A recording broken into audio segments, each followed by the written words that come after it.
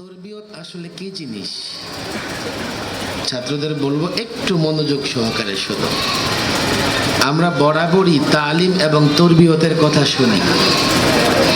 তালিম তো বুঝি, আসাদজা একরাম সবকে আসেন, পাঠদান করান, আমরা সবক মুখস্থ করি, উস্তাদদের শোনাই। তালিম। তরবিয়ত কি জিনিস? তালিম এবং তরবিয়ত এই দুটার মধ্যে সম্পর্কটা এমন যেমন এলেম এবং আমলের সম্পর্ক। এলেম এবং আমলের সম্পর্ক এভাবে বুঝতে পারো তোমরা। তালিম হচ্ছে কোনো বিষয়ের জ্ঞান লাভ করা, আর তরবিয়ত হচ্ছে সে বিষয়টাকে নিজের জীবনে বাস্তবায়ন করা। এভাবেও তোমরা বুঝতে পারো তালিম হচ্ছে জ্ঞানের প্রচার, আর তরবিয়ত হচ্ছে আখলাক দুরুস্ত করা। বুঝার চেষ্টা করো।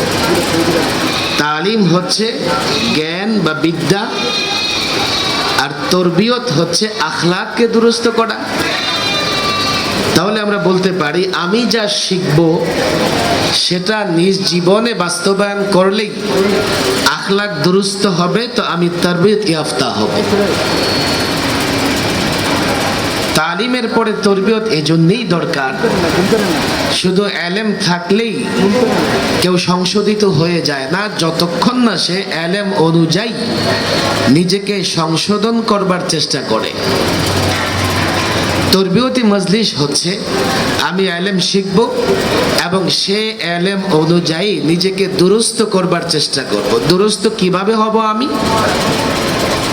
যা হালাল আমি যদি তা জীবনে প্র্যাকটিস করি, চর্চা করি, আমি নিজে সংশোধিত হব, ভালো করে বুঝবো। আর যা হারাম আমি যদি তা বর্জন করি, আমি সংশোধিত হব।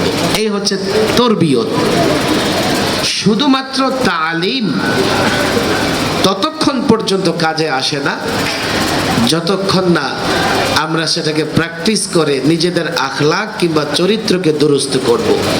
বড় একটা সমস্যা হচ্ছে কি জানো, আমি যখন আখলাকের কথা বলতেছি তো কেউ মনে করতে পারে হুজুর আখলাক মানে স্বভাব চরিত্র, এটা তো একটা অপশনাল সাবজেক্ট, এটা একটা মুস্তাহাব বিষয়। না না না, আখলাক এবং চরিত্রে শরীয়তের হুকুম আহকামের যেভাবে নানান স্তর আছে, আখলাক এবং চরিত্রের নানা স্তর আছে। কিছু বিষয় আখলাক এবং চরিত্রের এমন আছে নামাজ রোজার মতোই ফরজ।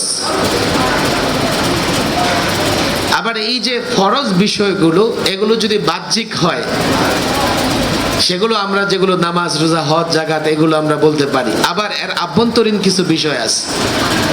মজার ব্যাপার হলো বাহ্যিক বিষয়গুলোকে যতটা গুরুত্ব দেওয়া হয়, বাতিনি বিষয় আভ্যন্তরীণ বিষয়গুলোকে এত গুরুত্ব দেওয়া হয় না। অথচ বাহ্যিক বিষয়গুলো তখনই দুরুস্ত হবে, ঠিক হবে, যখন তার আভ্যন্তরীণ বিষয়গুলো ঠিক হবে। এ কথা বললে আবার কেউ বলবে হুজুর পীর মুরিদির আলোচনা করতেছেন। আজকাল যখন বাতিনকে আভ্যন্তরকে দুরুস্ত করবার কথা বলা হয়, আমরা মনে করি এগুলো পীর মুরিদি বিষয়, ওনারা এগুলো নিয়ে কথা বলবেন। না, কখনো নয়। আমাদের ভেতরকে যতক্ষণ দুরুস্ত করতে না পারবো, ভেতরকে কিভাবে দুরুস্ত করব? আখলাকে হাসানা দ্বারা নিজের ভেতরকে মুজায়্যান করতে হবে, সুসজ্জিত করতে হবে। আখলাকে সাইয়্যা থেকে নিজের ভেতরকে মুক্ত করতে হবে। আখলাকে হাসানা কি জিনিস? আখলাকে হাসানা কি জিনিস? তাওয়াক্কুল, সবর, এগুলো সব আখলাকে হাসানা। আখলাকে সাইয়্যা কি জিনিস? আখলাকে সাইয়্যার মধ্যে কিবির, হাসাদ, বগজ, কিনা, গীবা, হব্বে মাল, হব্বে যা, এগুলো মানুষের ভিতরগত সমস্যা, অসুস্থতা বা এগুলা খারাপ চরিত্র। সৎ স্বভাবের বিপরীত যেটা অসৎ চরিত্র, এই বিষয়গুলোর আলোচনা আমাদের ভিতরে নাই। অথচ আমাদেরকে দুরুস্ত করতে হলে লেবাস এবং বাহ্যিক দুরুস্ত হবার পাশাপাশি ভিতরটাকেও ঠিক করতে হবে।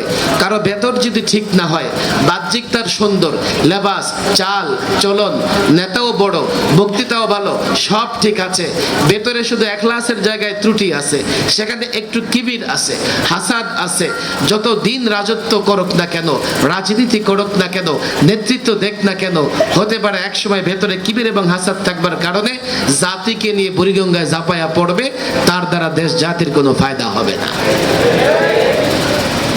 আমাদের সমস্যা তো ভেতরে, আমাদের ভেতরে ইত্তেফাক হয় না কেন?